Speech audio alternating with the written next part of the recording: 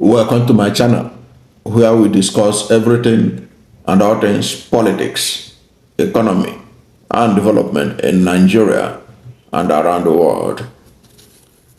One lady identified as Amaka Patience Somboja has been trending in Nigeria because she did a video or a TikTok video where she allegedly said that she will poison, or where she threatened to poison Yoruba and Benin people living in Canada because of their their alleged ethnic hate towards the Igbos. That had been a trending video. It has attracted the attention of the Tinubu government. Now, to be frank, what the lady said, if you look at it with your clear mind, you know that it is a threat that she never intended to carry out. Why did I say so? Look, you can't threaten that you want to kill some people, poison their food. Does she operate a restaurant where Nigerians of Yoruba or Benin extraction used to come and eat in Canada? So how can he poison them? How can she poison them? If you want to poison people, then you announce it in advance that you're going to do it. Where is that done? I just want to know where it's done that you intend to poison people. Then you announce it that you're going to poison them, and they will allow themselves to be poisoned. So that to me is a statement of a woman who is either frustrated with Igbophobia that she has been hearing about and all that, and just uttered some words. Because to be frank, anybody who had intention of killing people don't have to announce it. People will see the result. And what is even the practicability of one individual poisoning the whole Yorubas and the whole Benin in her workplace? How big is her workplace? But that's aside. But it was also wrong of her to threaten people like that. Even though I know that by making such a threat so open, it means that in reality, you don't intend to do that. Because when you want to do something like that, those who do things like that, they don't have to announce it. Because one, if you announce it, you are already giving opportunity for your supposed victim to get away with, to escape, which I don't know any author that write about murder plots that will, write something like that, even in if you are talking about a fictional story. Talk more of a reality, announcing that you want to kill people. Where is that done? But despite that, it has also brought a lot of attention to the ethnic tension in Nigeria. And it has also exposed, once again, the ethnic bigotry that has become common in Tinubu's administration, particularly towards the Igbos. Don't forget that it was under Bola Ahmed Tinubu that one of his aides, Bayo Nanoga, warned the Igbos in Lagos that 2023 governorship election will be the last time Igbos should interfere in the election in Lagos State. It was under Tinubu administration that MC Olomo was threatening Igbos not to come out to vote in Lagos if they're not voting for APC. So ethnic bigotry has gone haywire under Buhari, Tinubu's administration. We never see it like this, even under Buhari. We saw some non-state actors like Northern Youth Group that were not directly linked to the government. Talk about Igbo quit notice. But now you can see how Abike Dabri Erewa, the chairman of Nigerians in Diaspora Commission, how she gleefully was sharing the picture of that lady. I don't know the purpose of her sharing that. Is it for what? The lady is in Canada. And look at what she posted on her Twitter X handle. She said, this is the picture of the lady behind the voice. Amaka Patience son Berger.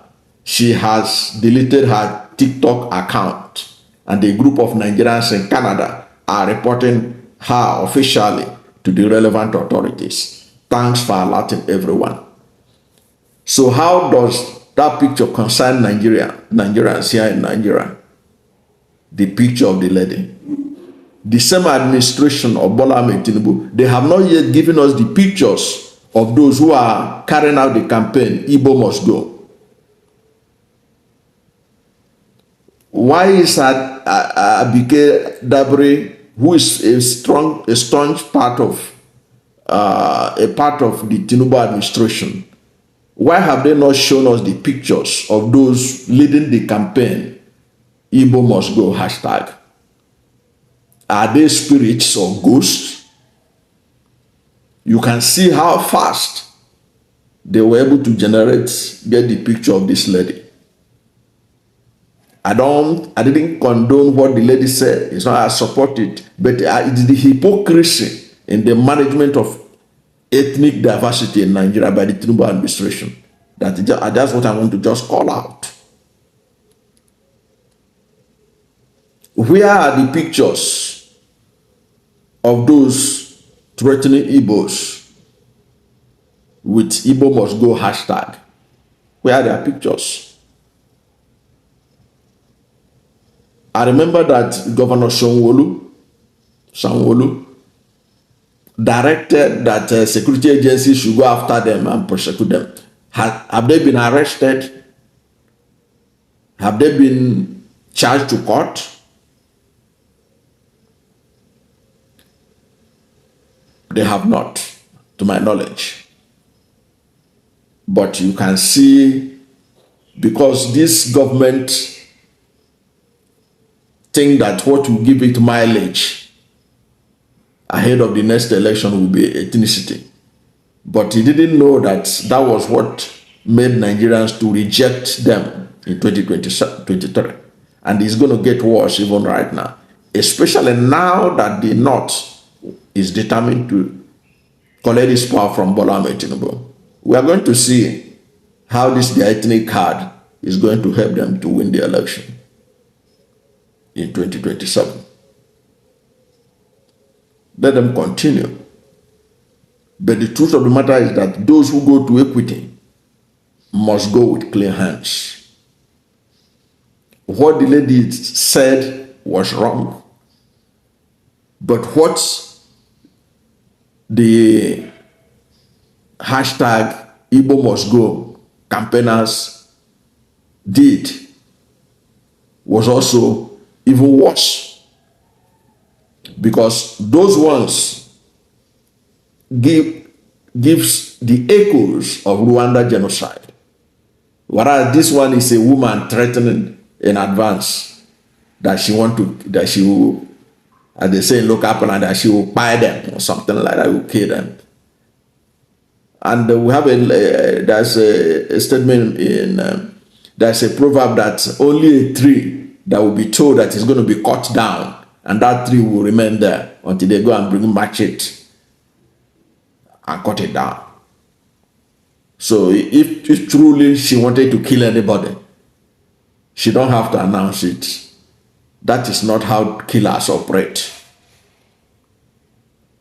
That's my take on that. It's an overblown reaction. But the government's involvement through Abike Dabri, sharing her picture as if she's being wanted in Nigeria. For what purpose?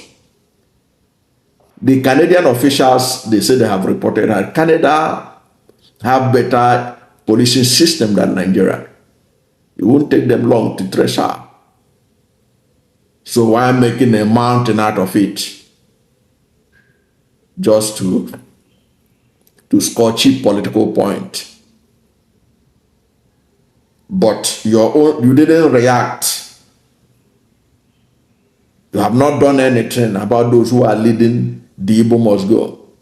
You have not done anything about the Igbophobia that is very rampant on social media, which was apparently what she was reacting to.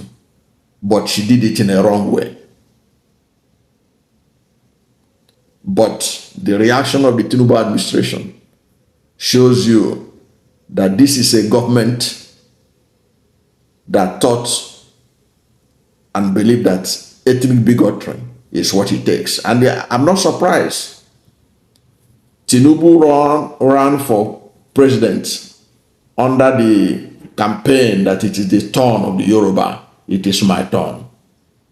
So anything that they see that threatens Tinubu's administration makes you an anti-Yoruba.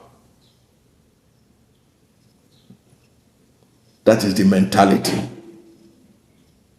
And that's not good for Nigeria. And I have said it before. If Nigeria does not want Igbos to be part of it, the National Assembly can do the needful and follow the Singapore example.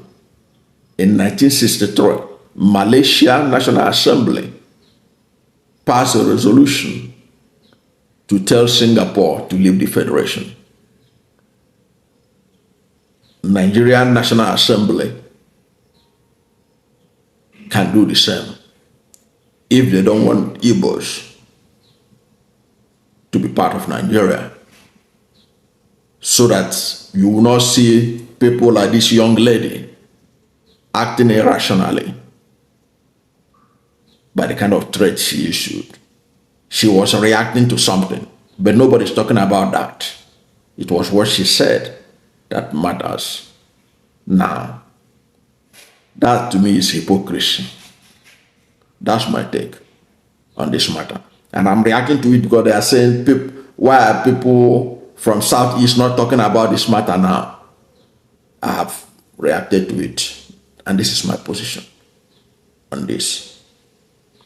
Thank you for watching this video. And if you are new to my channel, you have not yet subscribed to my channel, please subscribe to my channel. Hit the subscription button, hit the notification bell. When you subscribe to my channel and hit the notification bell, anytime I have a new video, you'll be among the first to know. God bless you. And please don't forget to like this video, because when you like it, God will rank it high and recommend it for more people. Thank you, and God bless you and yours.